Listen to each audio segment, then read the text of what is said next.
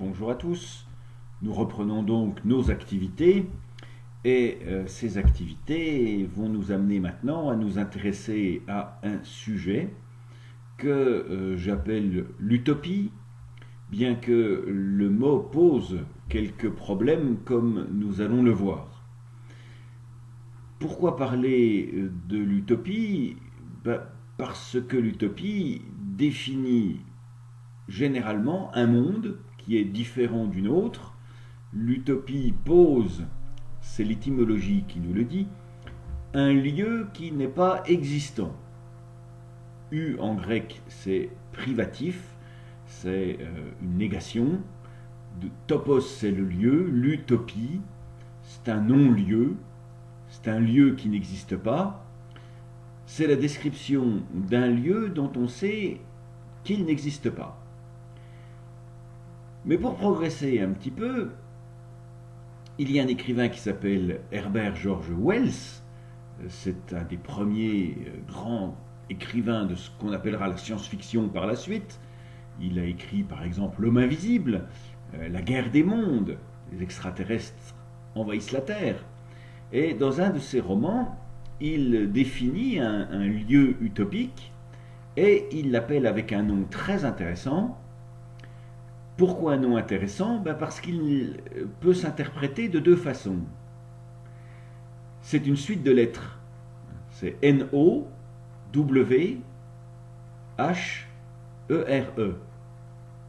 N-O-W-H-E-R-E. Alors pourquoi je vous l'épelle? Parce qu'il peut se lire de deux façons.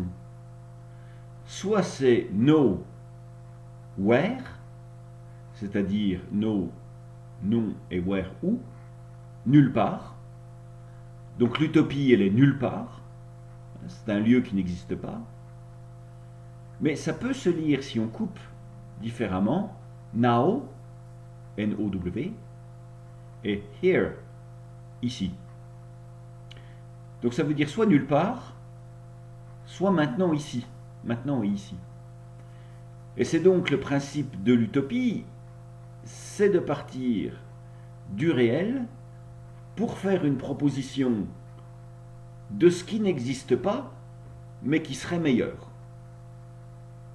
Les récits utopiques, ils nous présentent un monde amélioré par rapport au nôtre, qui en corrige un certain nombre de tares et qui, de ce fait, nous présente un cadre de vie, un cadre social, un cadre politique, un cadre économique différent du nôtre, mais qui améliore le nôtre. Certains critiques font d'ailleurs une opposition entre d'un côté l'utopie, qui serait un lieu amélioré, de la simple anticipation, qui, elle, présenterait plutôt des lieux, mais dans lesquels c'est les mauvaises graines qui auraient poussé, le lieu serait détérioré par rapport au nôtre. Le meilleur des mondes de H.G. Wells, dans lequel tout le monde est conditionné par la génétique. On fabrique des enfants en éprouvette et en fonction de ce qu'on veut faire d'eux, on les oxygène plus ou moins, ce qui donne plus ou moins des gros cerveaux ou des gros muscles, en fonction du fait que ce seront des travailleurs ou que ce seront des intellectuels. Il y a un film qui était indirectement tiré de cela, c'est Bienvenue à Gattaca, dans lequel tout le monde est génétiquement amélioré. Cette anticipation, elle montrerait plutôt les tares d'un monde futur. Donc l'utopie, et le titre de ce cours et des suivants, c'est Utopie et philosophie politique. Pourquoi joindre les deux? Eh bien parce que sur le 19e en particulier, la distinction est relativement faible dans la mesure où tout un ensemble de pensées et d'amélioration du monde qui nous paraissent parfois très éloignées d'une réalité faisable ont dans les faits été mis en application. Je pense en particulier à ce qu'on appelle les trois philosophes utopiques, qui sont Charles Fourier, Pierre-Joseph Proudhon et Karl Marx.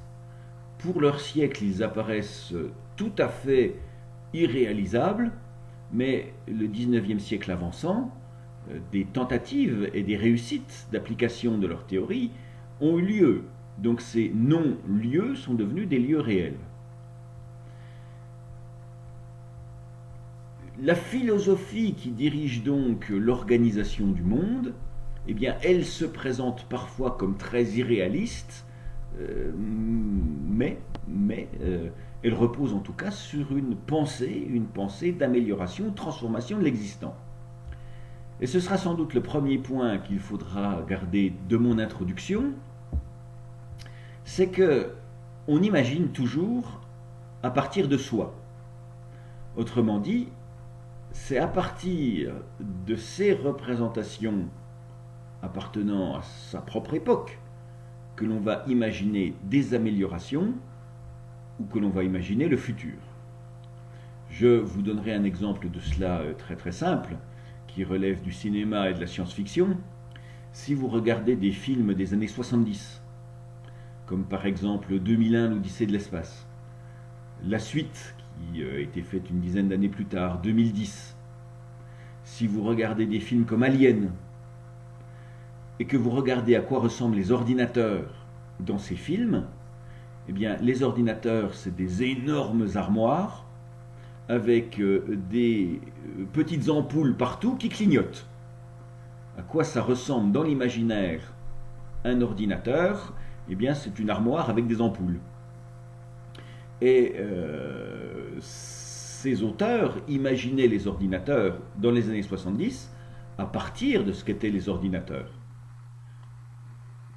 Les ordinateurs fabriqués par IBM pour la NASA, par exemple, et ils ne pouvaient pas du tout imaginer qu'un jour les ordinateurs seraient grands comme ça et que nous en aurions tous un dans notre poche, qu'ils nous permettraient de nous filmer, de nous envoyer des films, de nous envoyer la voix, un téléphone portable.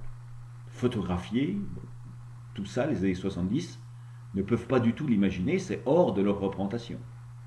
Et pourtant, ça va se développer.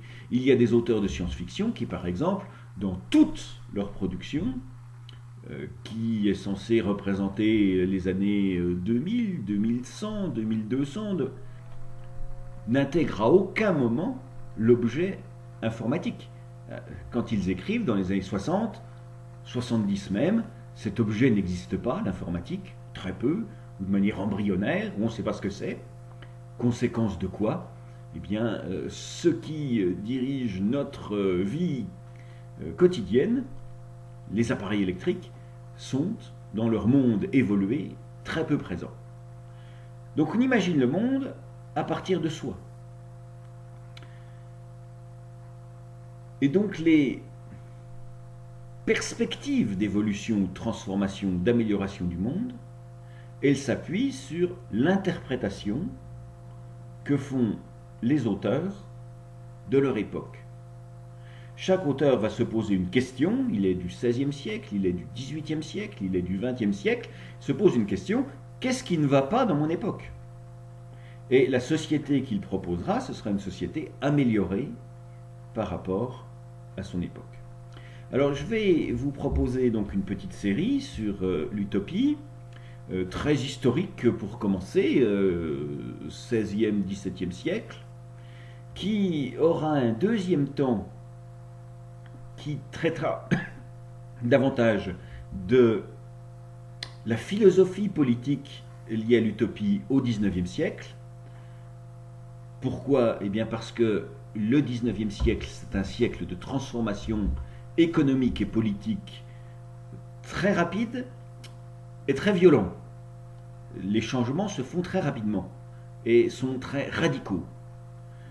La conséquence, c'est que les auteurs essaient d'articuler à la fois l'interprétation de ce qui se passe avec une proposition sur ce qui améliorerait. Et dans les faits, ce que l'on constate, c'est que ce que nous vivons, nous, au XXIe siècle, c'est finalement des interprétations et des continuations de ce que les auteurs ont imaginé au XIXe. Et puis, je m'intéresserai spécifiquement à quelques grands auteurs qui ont marqué véritablement des perspectives de transformation de la réalité. Alors commençons par ce premier cours qui s'intitulera l'utopie historique, ou les premières propositions de monde utopique. On va s'intéresser là au XVIe et XVIIe siècle essentiellement. Nous vivons dans des univers très différents. C'est la France, ou c'est la Grande-Bretagne, ou c'est l'Italie du XVIe, XVIIe siècle. Et les réalités que vivent ces différents pays, même si ce sont des réalités qui, technologiquement, sont à peu près équivalentes, les biens matériels, la science disent pour ces pays-là à peu près la même chose. On possède des canons qui ont à peu près la même puissance partout, on possède des moulins à vent, on possède des moulins à eau, on possède... Bon, la technologie est à peu près identique partout. Cependant, l'état politique de ces différents pays est très différent.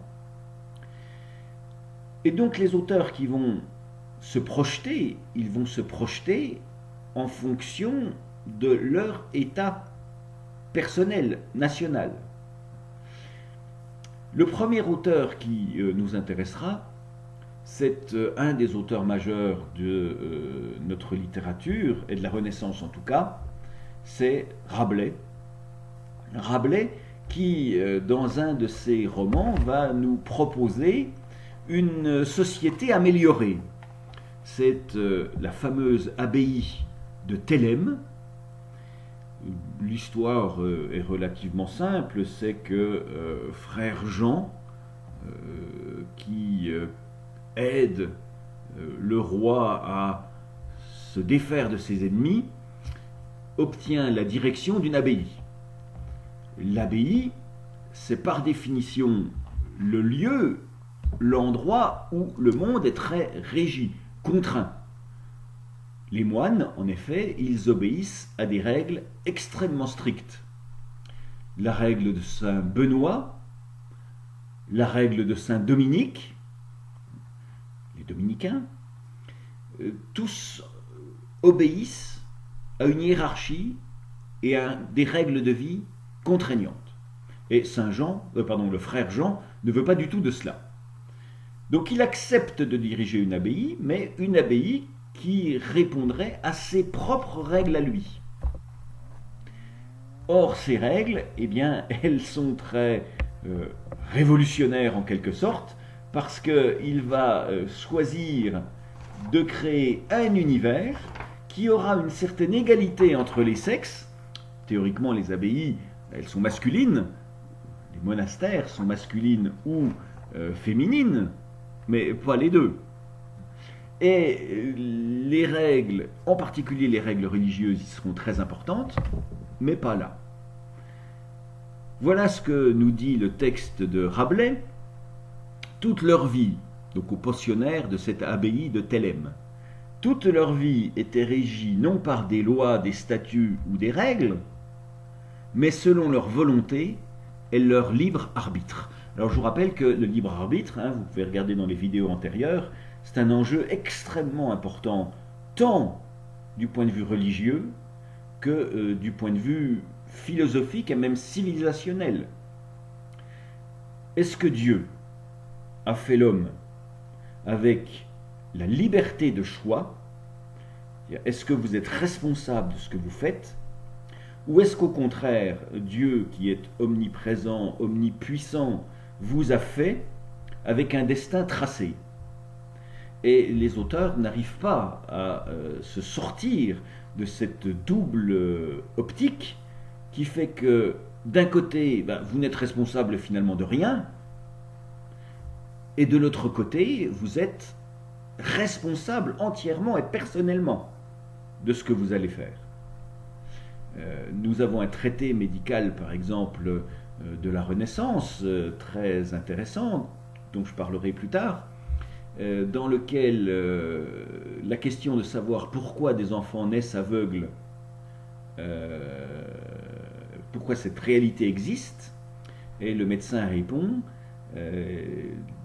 Dieu fait naître des enfants aveugles pour pouvoir, par sa plus grande puissance, les guérir. Donc, en gros, Dieu vous met dans une situation difficile pour montrer sa toute-puissance quand il vous guérit. Donc, vous n'êtes pas responsable. Vous êtes sous l'emprise du destin décidé par vous, par Dieu. Pour vous, par Dieu. Ou alors, au contraire, vous êtes complètement responsable. Et là, évidemment, cette option qui donnera lieu à 50 ans de guerre de religion, à savoir que d'un côté, les catholiques penseront que l'homme est libre, donc il doit être contraint pour rester dans les règles édictées par l'Église. De l'autre côté, les protestants, eux, diront que l'homme est prédestiné, parfois doublement prédestiné même, et que donc il a un destin qui est décidé, il n'a pas de libre arbitre sur l'ensemble des choix les plus importants qu'il fera. Cette liberté ou pas donnée donnera lieu donc aux guerres de religion, mais sera aussi politiquement un grand enjeu qui sera de savoir si les modes de gouvernement qui se mettent en place reposent sur l'obéissance d'une hiérarchie que l'on ne contrôle pas, ou si au contraire on peut jouer sur la hiérarchie. Parce que si le monde dépend de notre action, eh bien changeons-le. Si au contraire le monde ne dépend pas de notre action, eh bien subissons-le. Rabelais prend donc une option très très nette. Frère Jean dit clairement, tout le monde aura son libre arbitre. Ils sortaient du lit comme bon leur semblait, buvaient, mangeaient, travaillaient, dormaient quand le désir leur en venait. Nul ne les éveillait, nul ne les obligeait à boire, ni à manger, ni à faire quoi que ce soit. Ainsi en avait décidé Gargantua, qui est donc le roi qui autorise la création de cette abbaye. Gargantua qui est un géant et qui donc autorise ses sujets à vivre ainsi. Et leur règlement se limitait à cette clause: fais ce que tu voudras. Tu es libre, entièrement libre, de faire ce que tu veux. Pourquoi ? Eh bien, parce que les gens libres, bien nés, bien éduqués, conversant en bonne société, ont naturellement un instinct, un aiguillon qu'ils appellent honneur, et qui les pousse toujours à agir vertueusement et les éloigne du vice. Alors, ça n'a pas l'air comme ça, mais c'est véritablement révolutionnaire ce qui vient d'être dit là, à savoir que les hommes n'ont pas du tout besoin d'une hiérarchie, d'un contrôle physique, contrôle moral, contrôle politique, contrôle économique. Parce que dans la nature humaine, il y a une dimension qui fait que quand on sait l'écouter, quand on est bien éduqué, quand on est bien élevé, quand on est attentif aux autres, eh bien on peut tout à fait s'organiser vers le bien collectif sans qu'il y ait justement de contrôle, de surveillance ou de pression extérieure. L'individu en lui-même, il a une nature qui le pousse au bien. Et ça, c'est une des grandes réflexions qui va diriger toute la philosophie de la Renaissance et par la suite, et qui va aussi donner lieu à des oppositions extrêmement fortes, c'est: l'homme est-il naturellement bon, et donc libérons-le, ou est-il fondamentalement mauvais? C'est Machiavel qui dira ça, est-il fondamental? Et donc, contraignons-le. Maintenons-le par la force dans la voie qui est la voie du bien, parce que son instinct le poussera vers le mal. En tout cas, voilà un lieu où tout le monde a donc la liberté. Grâce à cette liberté, ils rivalisèrent d'efforts pour faire tout ce qu'ils voyaient plaire à un seul. Si l'un d'entre eux disait « buvons », tous buvaient. Si on disait « jouons », tous jouaient. Si on disait « allons nous ébattre au champ », tous y allaient. Les voilà qui vivent en harmonie parce qu'ils sont attentifs les uns aux autres. Ils étaient si bien éduqués qu'il n'y en avait aucun ou aucune d'entre eux qui ne sût lire, écrire, chanter, jouer d'instruments de musique, parler 5 ou 6 langues et s'en servir pour composer en vers aussi bien qu'en prose. Ils sont parfaitement éduqués. Ils possèdent le savoir est émancipateur, le savoir permet à cette société de vivre en harmonie. Ils entrent là librement, et ils en sortent aussi librement. Pour ces raisons, quand le temps était venu pour un des membres de l'abbaye d'en sortir, soit à la demande de ses parents, soit pour un autre motif, il emmenait avec lui une des dames, celle qu'il avait choisie pour chevalier servant, et on les mariait ensemble. Ils avaient bien vécu à Thélème, ils vivraient bien aussi à l'extérieur. Définir, pourquoi je commence par ce texte-là? Eh bien parce que vous voyez que définir un monde parfait, ce sera en creux définir les imperfections d'une autre. Voilà des individus qui ne sont pas contraints. Nous sommes contraints au XVIe siècle. Ils ont la liberté de conscience. Nous ne l'avons pas. Nous sommes catholiques. En France, nous sommes catholiques où nous avons des ennuis. Nous avons une liberté de notre destin. En France, vous êtes sur des territoires qui sont possédés par des seigneurs, vous êtes dans des villes libres mais contraints aussi par l'organisation municipale, vous êtes de toute façon sous le chapeau de l'autorité royale, elle-même légitimée par la volonté divine. On se marie comme on veut, on entre, on sort, on est éduqué. En contre-coup, dans quel état vivent les individus en France? Dans un état qui est évidemment l'inverse de celui-là. Nous avons déjà vu un texte de Rabelais, comment gagnait-on sa vie? En dormant, et non pas en travaillant. Le monde était inversé. Là, ce n'est pas un monde qui est totalement inversé, c'est une proposition sur l'existant. Voilà, dans une abbaye, en un lieu précis, on rassemble les individus qui existent, mais on les fait vivre selon des règles qui coïncident avec leur nature. Donc la pensée utopique, elle ne consiste pas simplement, comme nous avons vu jusqu'à présent sur la littérature fantastique, à dire là-bas sur la Lune, ils vivent heureux, parce que ça consiste aussi à s'enraciner davantage dans le réel avec cette double dimension soulignée par H.G. Wells.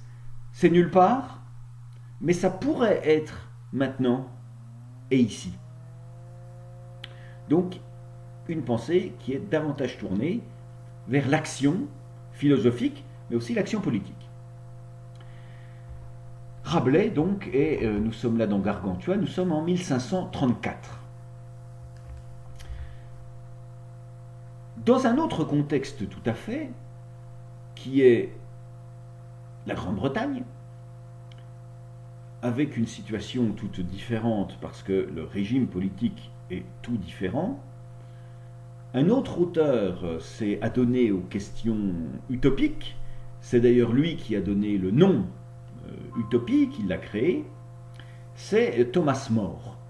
Thomas More qui a écrit l'Utopie. Nous sommes là une vingtaine d'années auparavant, nous sommes en 1516. Thomas More, c'était un ministre de Henri VIII. Henri VIII, c'est le roi qui s'est marié plusieurs fois et qui à chaque fois faisait guillotiner ses femmes, l'Église lui ayant refusé le droit à divorcer. Donc il s'en débarrassait en les accusant de sorcellerie, d'empoisonnement, il a guillotiné tout un ensemble de ses épouses.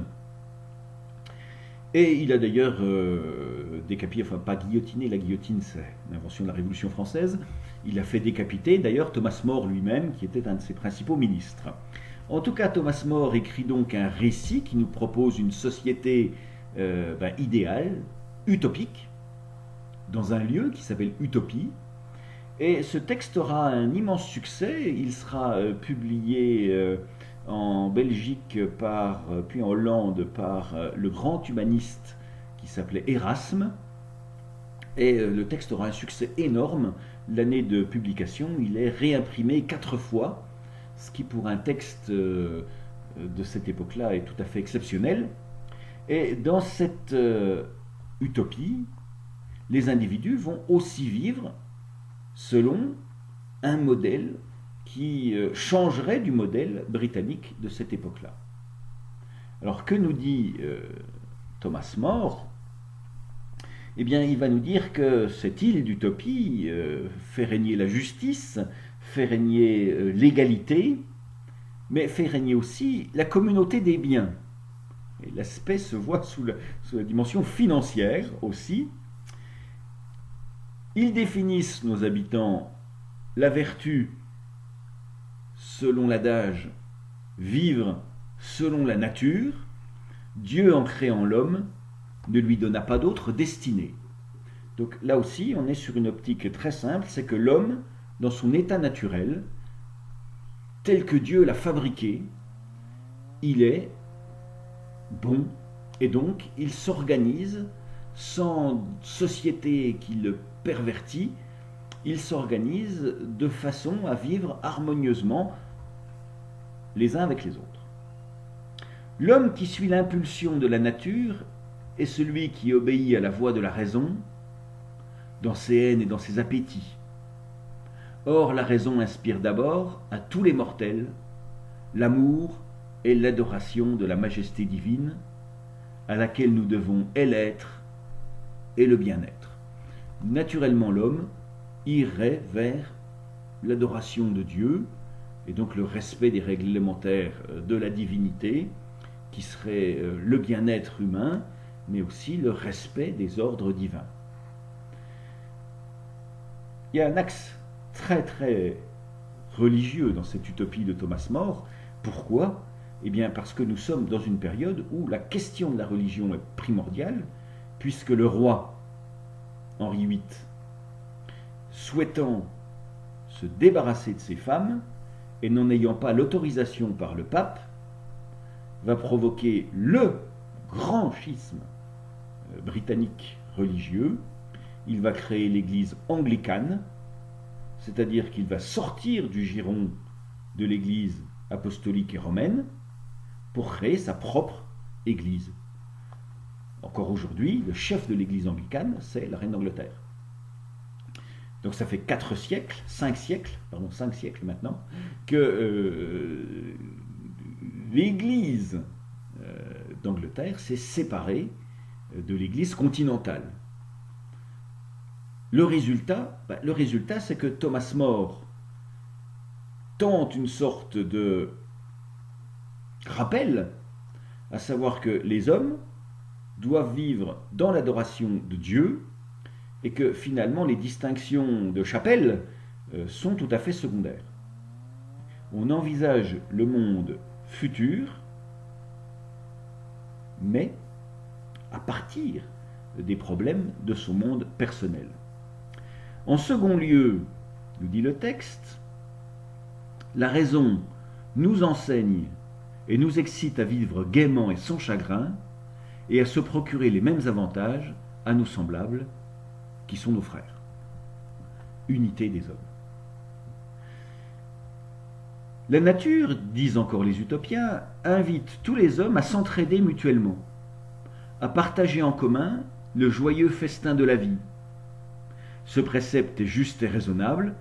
Il n'y a pas d'individu tellement placé au-dessus du genre humain que la Providence ne doive prendre soin que de lui seul. Et là, nous avons une contestation de ce qui émerge dans ce XVIe siècle, qui triomphera chez nous, mais pas du tout en Grande-Bretagne, à savoir l'omnipuissance royal, l'absolutisme royal. Nous avons vu que ça faisait beaucoup rire les Britanniques dans le cours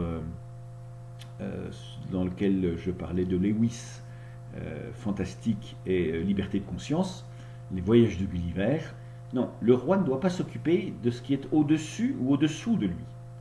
Le roi, il a une fonction, et cette fonction, elle est aussi contrôlée. C'est les parlements en Grande-Bretagne qui contrôleront les pouvoirs royaux. À l'époque de Louis XIV, alors que nous imposons un pouvoir royal absolu, les Britanniques guillotinent leur roi. Le roi Charles est guillotiné, et c'est Cromwell qui va assurer une sorte d'omnipuissance pendant une dizaine d'années, qui va gouverner la Grande-Bretagne, qui va transmettre le pouvoir à son fils pendant 1 an, et qui lui-même la retransmettra à un roi. Mais en tout cas, le roi est l'individu qui a le pouvoir, mais le pouvoir contrôlé par les autres hommes. Il n'y a pas d'homme, nous dit le texte, il n'y a pas d'homme qui soit au-dessus de tous les autres, à ce point que tout doit s'organiser pour lui. Les utopiens pensent qu'il faut observer non seulement les conventions privées entre simples citoyens, mais encore les lois publiques qui règlent la répartition des commodités de la vie, en d'autres termes, qui distribuent la matière du plaisir, quand ces lois ont été promulguées justement par un bon prince, ou sanctionnées par le commun consentement d'un peuple qui n'était ni opprimé par la tyrannie, ni circonvenu par l'artifice. Circonvenu par l'artifice, ça veut dire tromper. Les hommes obéissent aux lois, mais parce que ces lois ont été émises par un bon gouvernant, ou que l'ensemble du peuple les a acceptées, librement, rationnellement, sans avoir été trompé par la puissance publique. Donc c'est une défense d'un système politique dans lequel, certes, il y a un pouvoir monarchique, mais ce pouvoir monarchique s'appuie sur ses citoyens pour fonctionner parfaitement. Et il veille au bien-être matériel des individus. Alors évidemment qu'en France, un siècle encore plus tard, à l'époque de Louis XIV, lettres de cachet, embastillement, enfin bref, le roi a tout pouvoir pour arrêter où il veut, qui il veut. Là, non, ce n'est pas ça un monde idéal. Donc avec Thomas More, nous avons la définition du mot utopie, et nous avons une perspective qui ne s'appuie pas, comme Rabelais le fera, sur la volonté, simplement, mais qui s'appuie aussi sur la bonne concorde. C'est le bon gouvernement qui obtient le bon résultat, qui obtient une bonne façon de vivre ensemble. Le troisième texte, et sera le dernier pour cette première séance, sur lequel je voudrais m'arrêter, c'est un beaucoup moins connu et d'un auteur italien pour le coup, qui s'appelle La Cité du Soleil de Campanella. Il est postérieur, nous sommes en 1623, et Campanella va proposer lui aussi un monde qui s'appuiera sur un principe un peu différent, qui ne sera pas radicalement étranger aux deux premiers, mais qui aura une dimension davantage intéressante, qui est celle de la science. Le monde, il sera aussi parfait parce qu'il sera organisé scientifiquement, à savoir pour l'époque, par la connaissance. C'est les progrès dans la connaissance qui détermineront ce qui est bien pour l'homme, ce qui n'est pas bien pour l'homme.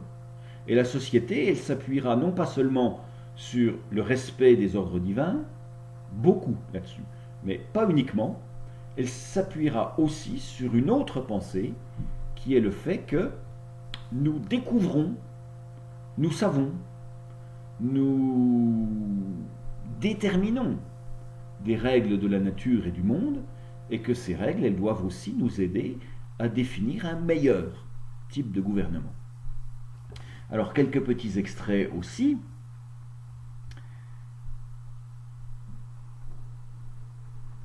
Ce sont les 4 chefs principaux et les maîtres des arts respectifs qui élisent les officiers, car ils savent bien qui est le plus doué dans tel art ou telle vertu, où il aura le gouvernement. Donc, il y a une sorte de spécialistes, une catégorie de spécialistes, qui sont élus par les différents métiers, et ces spécialistes, ils choisissent un qui est plus spécialiste encore, plus savant que les autres, pour diriger l'ensemble.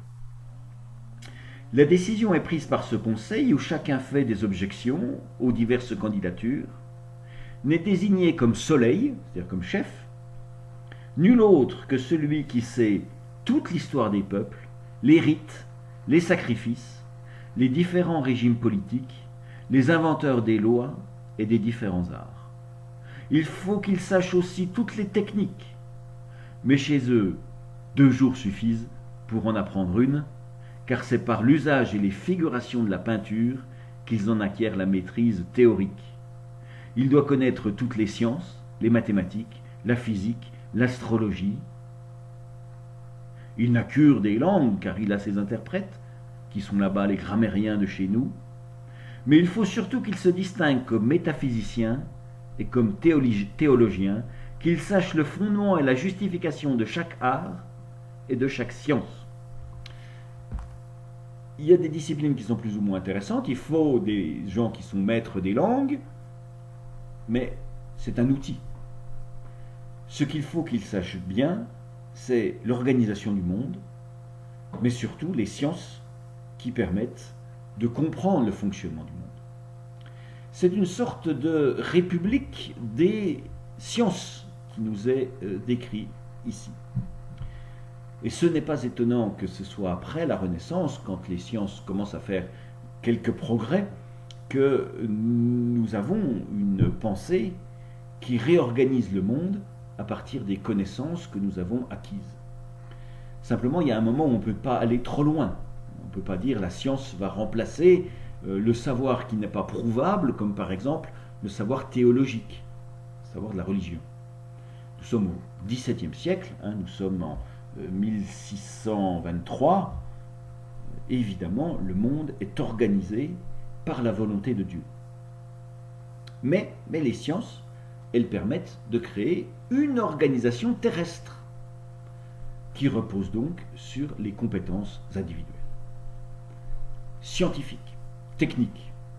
Et vous avez vu, en 2 jours, on apprend. Pourquoi ? Parce qu'on apprend par l'apprentissage, mais on apprend aussi non pas par des textes obscurs en latin, on apprend par des dessins, par des illustrations, on apprend par une pédagogie beaucoup plus visuelle et technique. Alors que garder de ma première vidéo ? L'utopie, c'est la proposition d'un monde qui n'existe pas et qui pourtant a totalement ses racines dans le nôtre. C'est la proposition d'une transformation, et cette transformation, elle est contrainte par le monde tel qu'il est.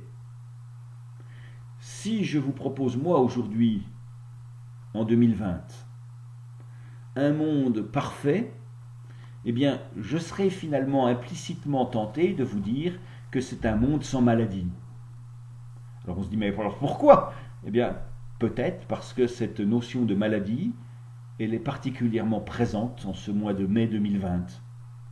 C'est à partir du réel, de mon réel, que je vous dis, dans une île lointaine au milieu du Pacifique, vivent des hommes parfaitement et ils sont exempts, par exemple, de maladie, par exemple. Donc Rabelais nous fait un monde qui repose sur la liberté d'action et de pensée des individus. More nous propose davantage une liberté d'organisation, un monde tourné vers l'interaction des individus pour le bien-être, et Campanella nous propose davantage un monde qui s'organise sur une primauté de la science, du savoir en tout cas, et de la connaissance. Donc l'utopie, c'est un ailleurs qui corrige des problèmes que l'on sent comme étant particulièrement présents à son époque. Nous allons voir à travers les autres vidéos que le grand siècle du développement des utopies, ce sera le 18e, mais surtout le 19e, parce que le 19e s'inventera, après la Révolution française, une question toute nouvelle que les siècles antérieurs n'avaient pas sous cette forme-là, qui est la question de savoir comment une société peut éviter la violence. Bien. Au revoir à tous.